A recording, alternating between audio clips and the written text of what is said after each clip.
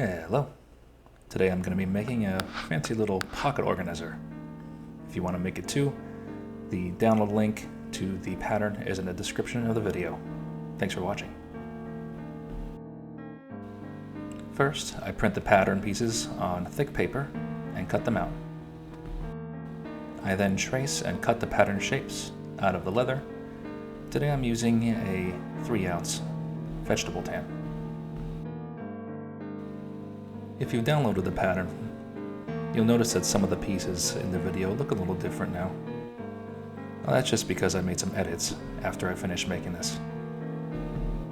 But don't worry, the video still reflects exactly as you should craft it.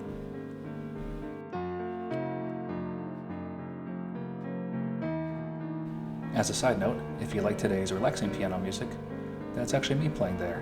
I'm no pro, but I decided to whip up a few background tracks for my videos, so enjoy.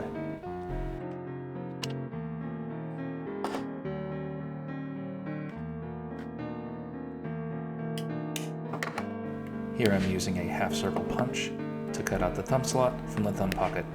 If you don't have one, you can do it by hand as well. It's perfectly fine.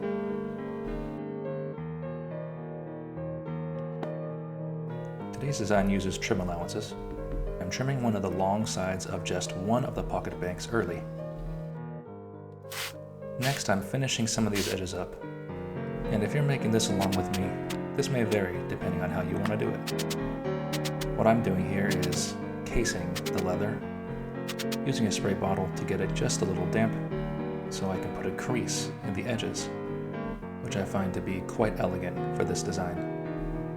And I'm only finishing the edges of the wing pockets, as I've called them, the thumb pocket, the inside edge of the thumb slot, and the left edge of the pocket bank I just trimmed. Now I'm working on beveling both sides of the edges. And again, if you are crafting along with me, you have the option of dyeing your leather first before you go in and dye the edges and burnish.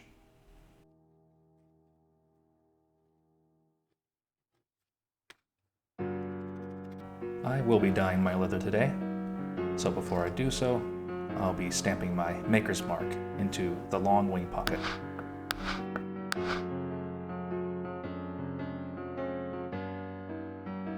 Now I'll begin dyeing my leather. Today I'm using an airbrush and some vibrant red Angelus dye.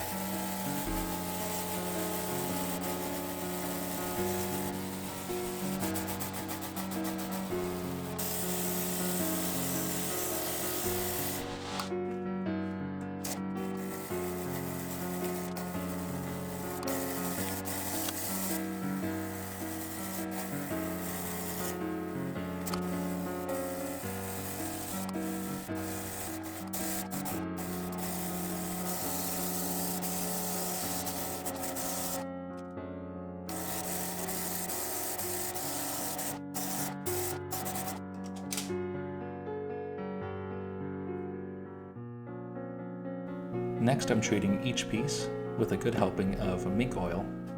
This will deepen our red color slightly and help to disperse the dye evenly throughout the leather.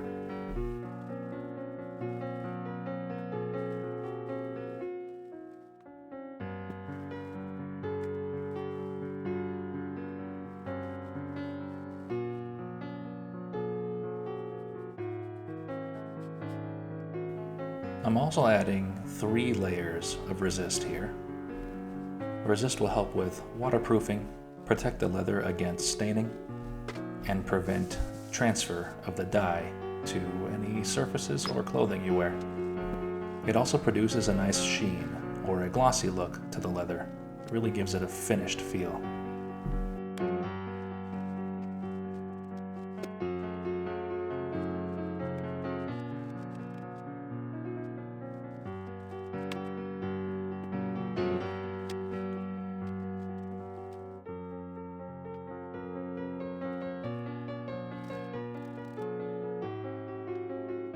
Now I'm burnishing the back side of the leather, also called the flesh side, with some toconol, a wonderful burnishing agent.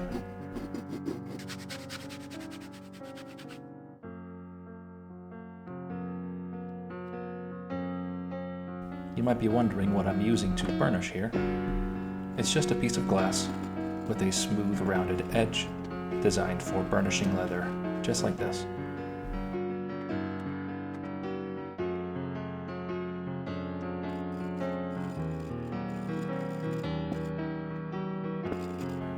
Now that the leather is dyed, oiled, and the resist has been applied, I can finally dye and burnish the edges that I finished a couple steps ago.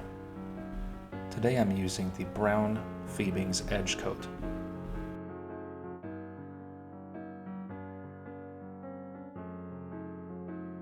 To make burnishing these smaller pieces easier, I'm using my Sea Official Miniature Edge Burnisher. If you're interested in one, there's a discount code in the description of the video.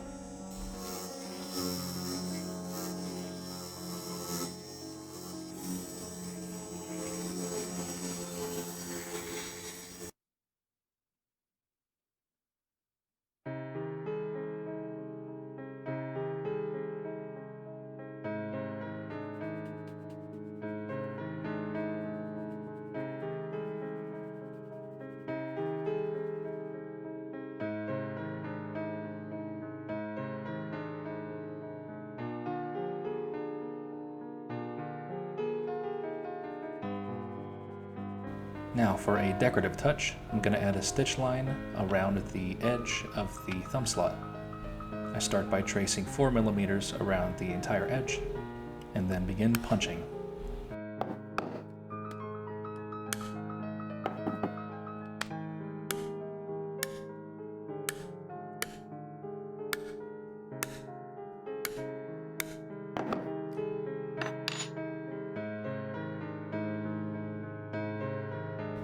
Now let's stitch this whole thing up. Today I'm using a dark brown Ritza tiger thread.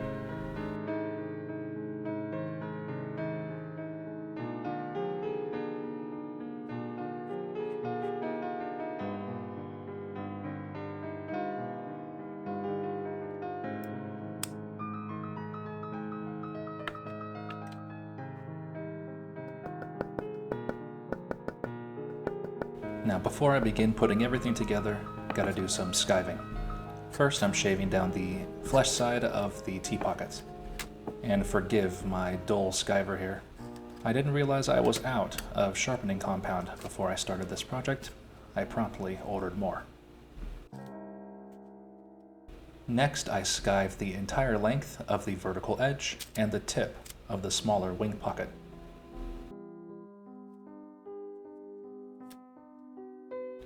I'm also skiving down some additional areas on the back side of this pocket here. Not completely necessary, but I wanted it to be a little thinner. Now, let's begin with some pocket assembly. I'm using a water-based contact adhesive, and I'm gluing on the first of the T-pockets to the pocket bank that I have not trimmed yet.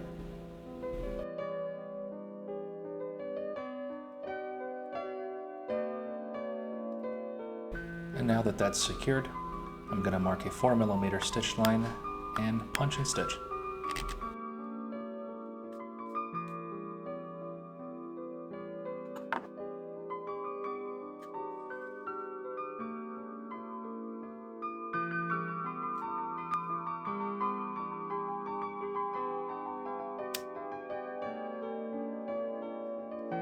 I'll now repeat the process for the remaining 2 T-pockets.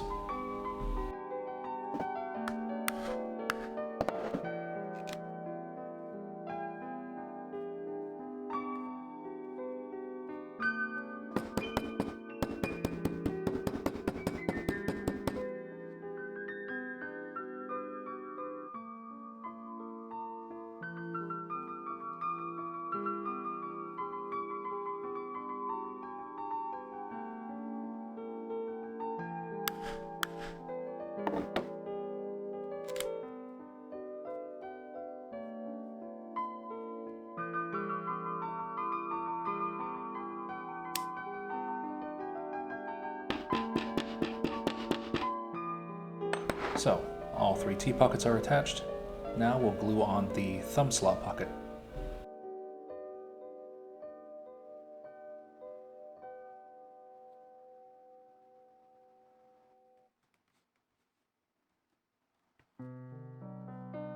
And now that all 4 pockets are in place, I've marked 4mm down the right side of the entire assembly, and I'm trimming off the allowance.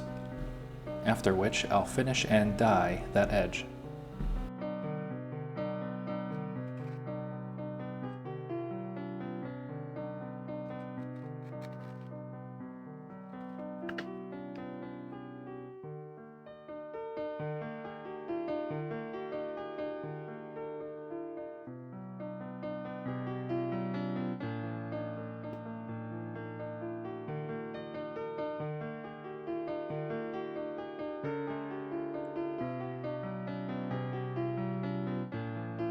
I'm now marking another stitch line 4mm from that same edge.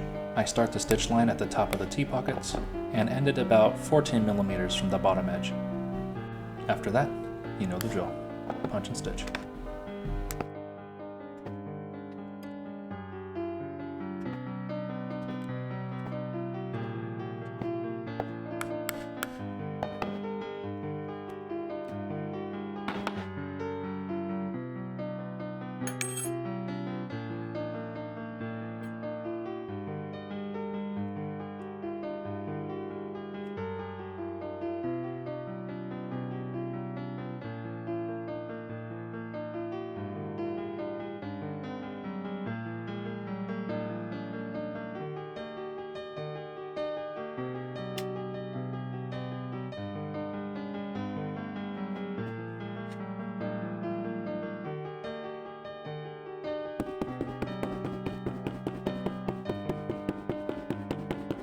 What's cool about this mini edge beveler is it's got a chuck attachment, so I've gone and thrown a little sander bit in. Works pretty well.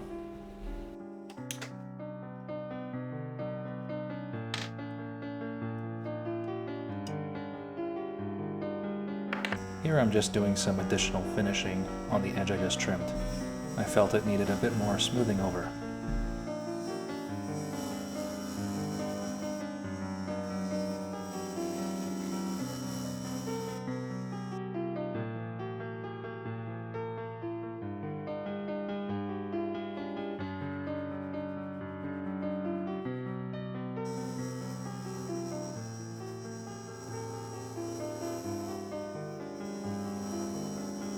Now, onto the pocket bank that I trimmed earlier. I'm marking where I'm going to glue the first of the wing pockets, making sure that the edge I finished earlier is on the left.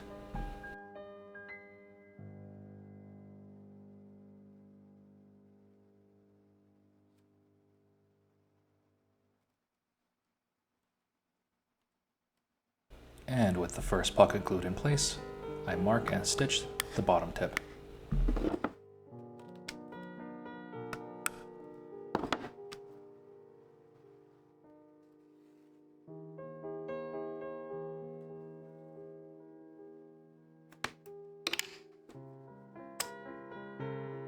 Now, toss another layer of glue on there, and I'm going to attach the other wing pocket over the first one.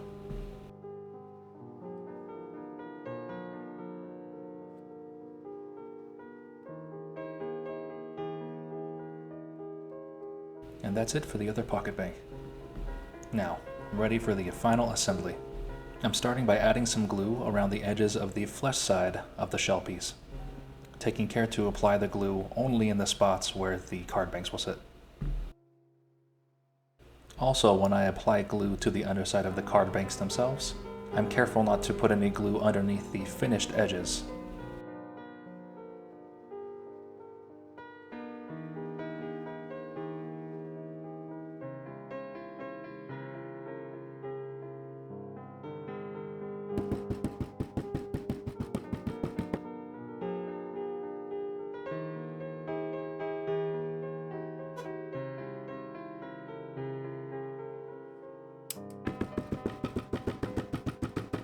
Okay, now I'm almost done with this piece.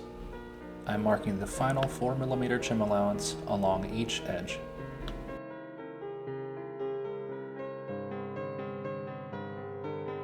It's important that I take my time and make a few pass-throughs, ensuring that the blade is completely vertical.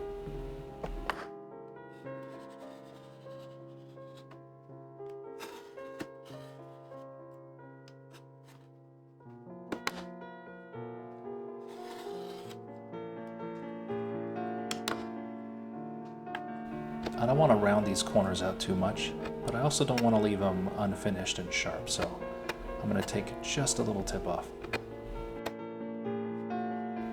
This next part is optional. I'm making one last decorative cut on the top and bottom of the spine.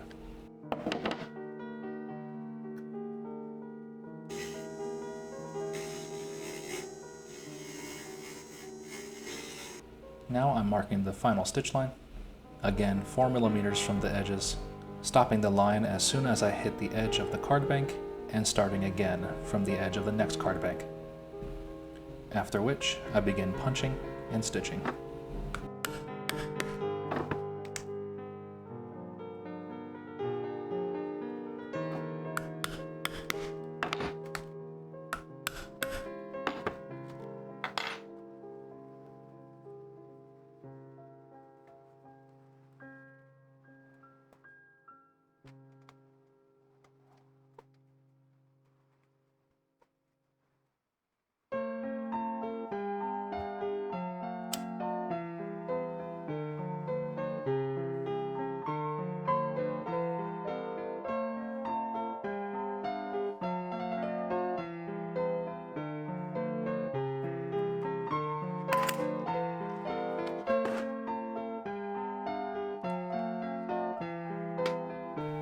Time to bevel, sand, dye, and burnish the edges.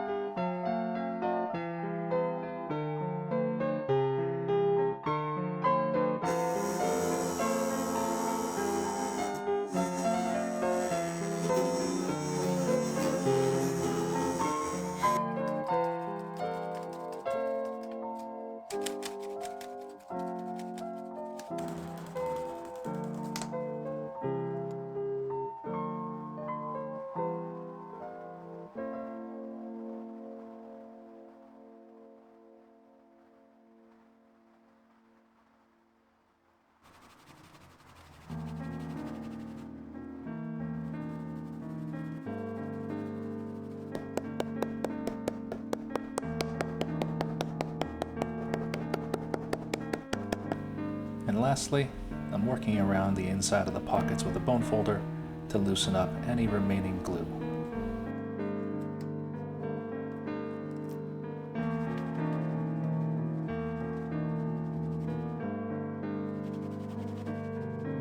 And with that, this beautiful pocket organizer is complete. The 4 card pockets can be doubled up to hold 8 cards total, and the 4 additional pockets can hold even more cards, as well as folded cash, receipts, and photos. This pattern was super fun to make, and the vertical design and pocket layout is just so classy. It's great for both men and women. The link to the pattern download is in the description of the video. Thank you so much for watching. Please like and share the video, subscribe if you enjoyed it, tap the bell icon of course, and let me know what you think about this build in the comments below. Happy crafting!